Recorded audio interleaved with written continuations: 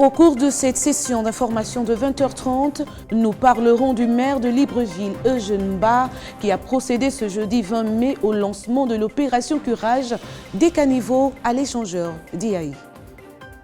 On parlera aussi de Madame Arma Mouleba, épouse Mangwadi, qui a été élue présidente du SNEC section Sénarest depuis ce mercredi 19 mai 2021. Mesdames et messieurs, chers téléspectateurs, bonsoir. On débute ce journal.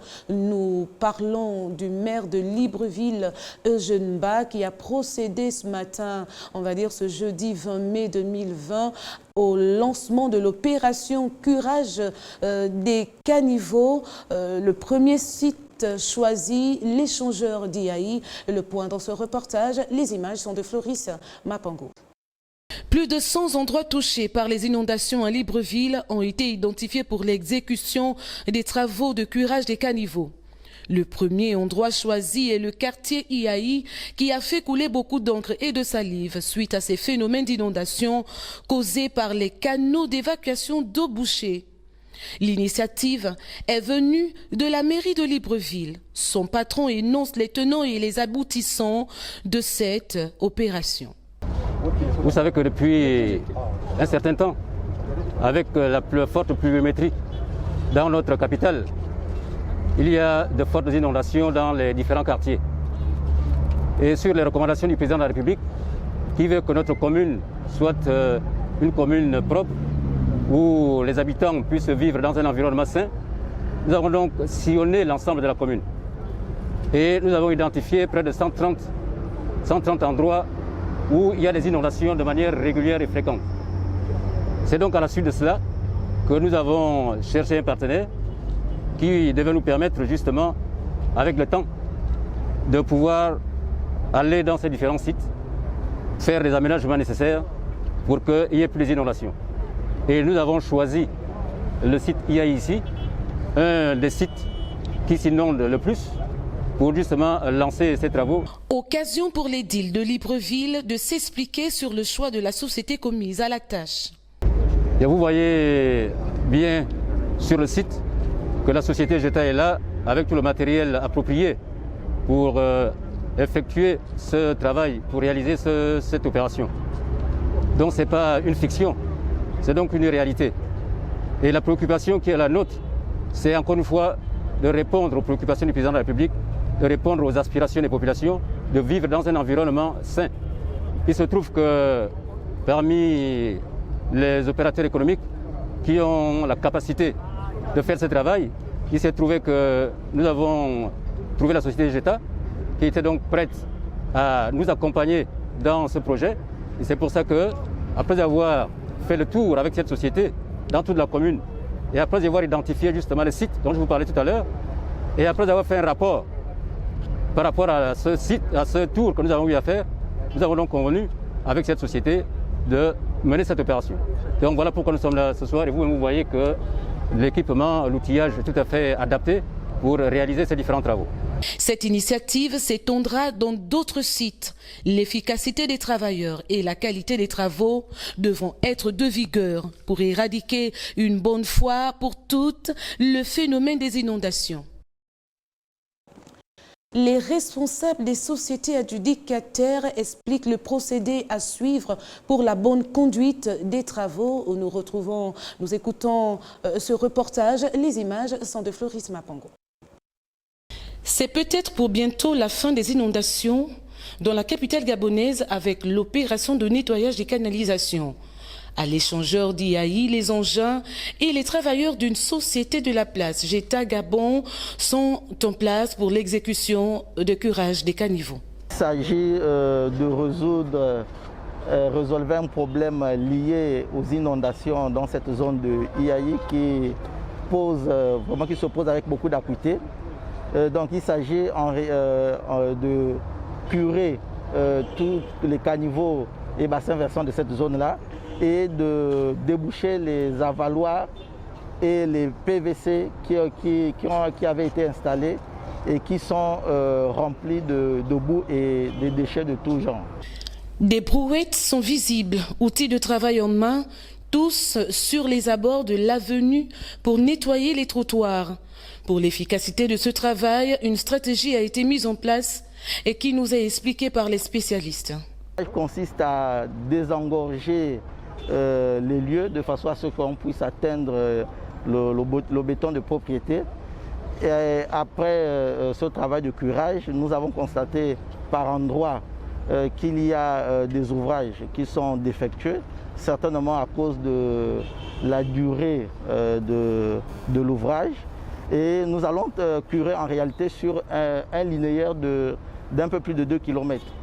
C'est-à-dire en partant de Sogatol vers Iyayi et sur la montée de l'Alala, par 3 de côté droit et au niveau du terre-plein central et du côté gauche. Nous estimons rester ici pendant... Le grand canal qui doit évacuer toute l'eau qui s'accumule sur la chaussée, il n'est pas en très bon état. Donc dès qu'on aura, on va le curer. Je pense qu'on va résoudre le problème. Malgré la mise en place des effectifs et du matériel observé ou constaté sur le terrain, grande est de savoir si ces travaux seront exécutés à bon escient. C'est vraiment l'idéal et nous allons nous y atteler pour que le problème des inondations constatées ici ne soit plus récurrent.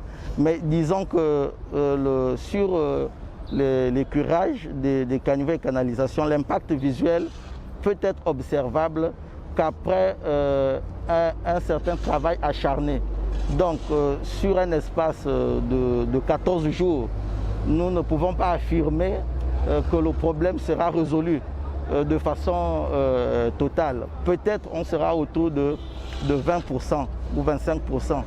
Maintenant que nous rentrons en saison sèche, ça nous avantage parce que nous allons rester ici longtemps. Au-delà de 14 jours, nous allons encore revenir pour estimer et terminer cette zone à linéaire de 2 km identifiée comme étant problématique. Rester là en réalité sur 2 mois. Il faut plutôt se le dire, avec la fin des travaux, les populations du quartier Iyayi pourront certainement pousser un ouf de soulagement et que le phénomène des inondations sera pour eux un lointain souvenir. Grande satisfaction pour le maire du 5e arrondissement de Libreville de voir que cette campagne soit lancée en premier dans son arrondissement. Nous l'écoutons au micro de Floris Mapango. Encore une fois, nous sommes satisfaits que les travaux commencent au 5e arrondissement, car le 5e arrondissement, c'est l'arrondissement du peuple. C'est le Gabon en miniature, tout le monde a un parent au 5e. Tout le monde a quelqu'un au 5e, donc lorsque vous soulagez les populations du 5e, vous avez soulagé une partie des Gabonais. Donc c'est à ce titre que le maire de Libreville a lancé les travaux de curage des caniveaux et d'entretien des bassins versants de toute la capitale, chez nous au 5e arrondissement, à Iyayi précisément. Nous avons relevé pas mal de problèmes ensemble que nous avons pu observer lors des précédentes inondations, telles que la modification de l'ouvrage en béton qui est derrière moi, qui bloque les eaux de pluie en dehors de la canalisation. Donc nous avons été rassurés par le maire de Libreville. L'entreprise commise à la tâche sera à la disposition des mairies d'arrondissement pour que nous puissions ensemble leur montrer les réalités et répondre directement pour avoir un impact direct sur la vie des populations. L'éradication n'est pas évidente car je ne sais pas si tout le monde a remarqué comme moi, les pluies de nos jours ne sont plus comme avant. Elles ne durent pas longtemps et il tombe une énorme quantité d'eau en très peu de temps. Donc forcément, quelles que soient les canalisations, parfois ça ne sera pas facile à évacuer. Mais le curage, c'est la prévention. Donc ça va atténuer les choses et surtout modifier l'ouvrage. Car les inondations d'Iyayi sont venues après la construction de l'échangeur. Donc il y a un problème dans l'ouvrage, c'est ce dont je parlais de cette petite modification. Si elle est faite, nous n'aurons plus de problème ici. Maintenant, nous invitons les populations, maintenant qu'une entreprise est commise à la tâche, ce qui n'était pas le cas avant, à nous contacter et nous inviter à curer leurs buses, à curer leurs caniveaux là où ils voient un danger, là où ils voient qu'il faut prévenir. Nous sommes ouverts. Parlons toujours de satisfaction, cette fois-ci pour les usagers du 5e arrondissement, souvent victimes des inondations liées aux canalisations bouchées. Reportage, les images sont de Floris Mapango. L'opération de curage des caniveaux lancée par le maire de Libreville à l'échangeur d'Iyayi a retenu l'attention des riverains du 5e arrondissement. Ils n'ont pas hésité d'exprimer leur satisfaction générale. On a accueilli ça avec beaucoup de joie ce matin. À notre réveil, on est venu trouver les camions avec beaucoup de gilets jaunes. Vraiment, ça fait un grand plaisir parce qu'il y a ma grande soeur qui vend la checker ici. Donc, du coup, quand il y a les grandes pluies, elle n'arrive même pas à vendre parce qu'ici, on ne peut même pas passer. L'eau rentre jusque dans les magasins. Ça nous fait perdre beaucoup. Donc, à partir de ce moment-là, vraiment, l'action est très louable. Vraiment, on est très contents de l'action qu'ils sont en train de mener. Mais qu'ils fassent l'effort quand même pour essayer de voir aussi un peu plus haut. Parce que quand on cure tout de suite ici, et puis après, quand il y a la pluie, je crois que ça va venir encore boucher. Donc après, ici, et ils pouvaient faire un peu en haut là-bas, je crois que ça devait faire un peu du bien. Ah, on sera en l'aise, parce que si on enlève, ça sera nous, je ne sais pas quoi je dois dire, ça sera nous mettre en l'aise. Parce que si l'eau vient, si ça trouve la route, là, ça va faciliter, l'eau va partir. Donc nous, on est là, vraiment, on est contents. Merci beaucoup pour les travailleurs. Le travail de la mère André fait là, vraiment, c'est très intéressant. C'est très, vraiment intéressant.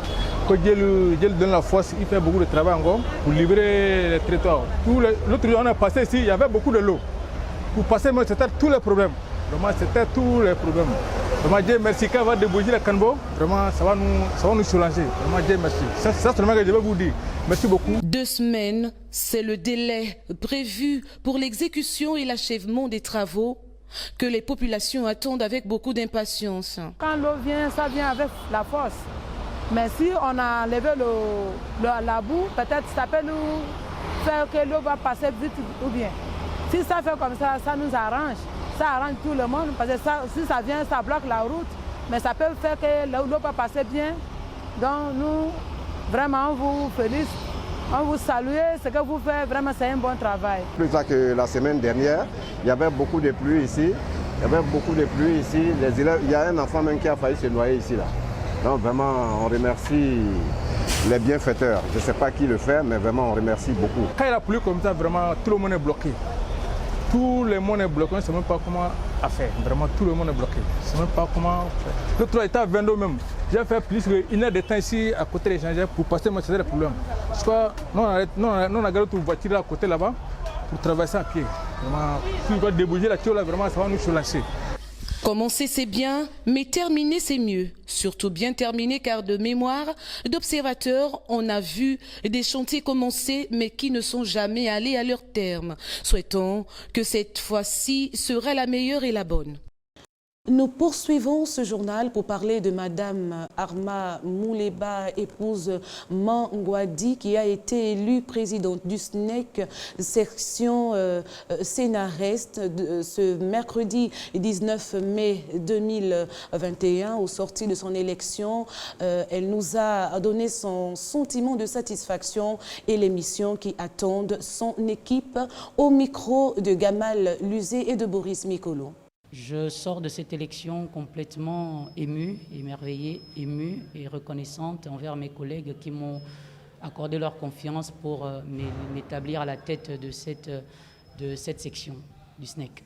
Les missions sont tellement énormes, semblables, c'est le même paysage que nous retrouvons dans toute l'administration gabonaise. Il y a tellement de défis à relever, mais nous commencerons par les prioritaires, à savoir la régularisation des situations administratives de nos collègues, la levée des mesures d'austérité qui empêchent à nos collègues n'ayant pas encore de doctorat d'aller en stage afin de passer leur doctorat, la thèse de doctorat. Nous allons également nous atteler à mettre sur la table du gouvernement, notamment de notre ministre, la question des locaux, la question des conditions de travail des chercheurs, les conditions de travail qui méritent d'être largement améliorées au vu, par exemple, des bâtiments qui sont complètement fissurés, dans lesquels les chercheurs travaillent aujourd'hui. Ils travaillent vraiment dans des conditions assez déplorables et qui sont juste à leur risque, qui risquent leur vie juste pour travailler. Nous pensons également à l'IFAMETRA, du côté de Siban, qui a été victime d'un incendie lors des émeutes de 2016, qui jusqu'ici n'a pas été rétabli, restauré. Donc jusqu'à présent, nous avons bon nombre de nos collègues, une majeure partie de nos collègues qui sont en chômage technique depuis bientôt 5 ans. Et nous allons donc y réfléchir, tout mon bureau et moi, n'est-ce pas, pour produire des éléments pouvant amener le gouvernement à changer, à améliorer les conditions de travail. Mais je pense également à la connexion Internet. Nous faisons de la recherche au niveau du CNRS et actuellement, nous ne pouvons pas, au 3e millénaire, faire une recherche sans connexion Internet. Donc aujourd'hui, nous avons des instituts de recherche qui ne sont pas connectés à Internet, notamment l'IRCH et bien d'autres, qui ne sont pas connectés au réseau Internet. Donc nous demanderons à notre tutelle de rétablir, parce qu'il y a eu déjà dans le passé une connexion Internet, mais qui a été interrompue après le passage de l'Agence nationale des grands travaux, qui malheureusement, au lieu de mettre en place des grands travaux, au lieu de restaurer les choses dans le bon sens, a plutôt contribué à détruire l'existant. Et nous allons donc demander à notre tutelle de revoir cela afin de mettre à disposition de tous les chercheurs un système d'Internet qui nous permettrait donc d'améliorer notre système, notre recherche, donc d'améliorer nos conditions de travail. Je vais rappeler ici que ça fait quand même... Ça fait 8 années déjà que je suis trésorière de cette même section. Donc, je fais partie du bureau sortant, du bureau sorti, j'ai envie de dire. J'ai emmagasiné une certaine expérience qui va, à mon sens, m'aider, accompagner des membres de mon bureau à mener à bien les combats qui seront les nôtres, à relever les défis qui seront les nôtres. À présent, nous parlons de la dégradation de la route derrière l'école normale sur l'axe ancienne Sobraga-N7. Une réhabilitation de celle-ci s'impose. C'est ce que nous précisent Gamal Luzé et Boris Mikolo. L'axe Carrefour ancien Sobraga pour le quartier des grandes écoles derrière l'ambassade du Cameroun se dégrade de plus en plus. Une situation qui, si l'on y prend garde, pourrait compliquer la circulation dans ce quartier IP de la capitale gabonaise où habiteraient plusieurs autorités de la République. Juste à l'entrée de l'école normale, s'est formée une série de cratères sur la chaussée, causant ainsi du tort aux usagers. Déjà, l'état de la route fait en sorte que les voitures ne puissent pas bien circuler et qu'il y ait souvent un attroupement pas possible au niveau de la circulation, ce qui fait que nous aussi, nous les usagers, les passants, donc on a du mal souvent à circuler à cause de l'embouteillage créé notamment par cet état de la route. Notamment aussi, ce n'est pas aussi beau. Un état de fait insupportable pour les riverains qui sont obligés de subir les caprices des transporteurs qui profiteraient, semble-t-il, de cette situation pour augmenter les coûts de transport dans la zone. Oui, le taxi coûte cher. Regarde par exemple, depuis là, on attendait le taxi, on propose 600, on ne nous prend pas, jusqu'à miser 1000 francs pour qu'on nous prenne. Et là, on n'arrive même pas là où on devait arriver. Le taxi est obligé de nous laisser quelque part et on doit continuer à pied vu la route n'est pas bonne. Qu'est-ce qu'on dit? Des choses de tous les jours. Regardez la route et on dit toujours, on ne fait que dire, donc on répète toujours la même chose en fait. Donc on est obligé de continuer comme ça, quoi, de regarder avec les yeux. Le jour qu'ils vont décider, ils font. Le jour qu'ils ne font pas, on va continuer toujours comme ça là. Les voitures que nous empruntons sont des voitures basses. Donc, vu l'état de la route, ça influe forcément parce que le taximan ou celui qui nous transporte en voyant cela va voir l'état de sa voiture et va en fait prendre des conséquences en fait sur le coût de transport par rapport à l'état de la route forcément. Ça influe effectivement sur le coût de transport. Ces derniers accusent l'état piteux de la route car ils sont victimes des pannes à répétition et n'en peuvent plus. Et le tronçon là, je ne sais pas ce qui se passe. Peut-être si on répare, ça va tuer quelqu'un ou je ne connais pas. Depuis des années, on souffre ici. Oui. C'est fréquent. Des fois, tu tombes même, il y a quelque chose là qui te pèse la roue du coup. Et des fois, tes amortisseurs, et ça casse. On a beaucoup de problèmes ici là. On a beaucoup de problèmes. Pour sortir des caprices des automobilistes et surtout de l'état piteux de la route, les riverains n'ont d'autre choix que de pencher vers les autorités afin d'espérer une éventuelle réhabilitation, comme il en est le cas dans les autres quartiers de la capitale. Je pense que les autorités doivent trouver une solution par rapport à cet état de la route afin d'améliorer la circulation des véhicules et aussi de ceux-là qui vont dans leur lieu de travail, notamment ici à l'ENES, il y a des enseignants, des cadres qui enseignent dans cet établissement. Donc je pense que notre gouvernement doit prendre part à cet état de la route. Souhaitons toutefois que ces plaintes des riverains atteindront au plus vite la table des décideurs afin que solution soit trouvée pour apaiser les inquiétudes des populations. Ce journal a été réalisé par l'ensemble de la rédaction de Télé Hermon, supervisé par Gama Luzé. Mesdames et messieurs, avant de nous séparer, je me fais le plaisir de vous rappeler les titres de ce journal. Nous avons parlé du maire de Libreville, Eugène Mba, qui a procédé ce jeudi 20 mai au lancement de l'opération curage des caniveaux à l'échangeur d'IAI. Ensuite, Arma Mouleba, épouse Mongwadi, a été élue présidente du SNEC section scénariste depuis ce mercredi 19 mai 2021. Merci à Alec Bourgeois et à toute son équipe de m'avoir accompagné afin de vous servir tout au long de ce journal. J'aurai le plaisir de vous retrouver demain à la même heure. Au revoir.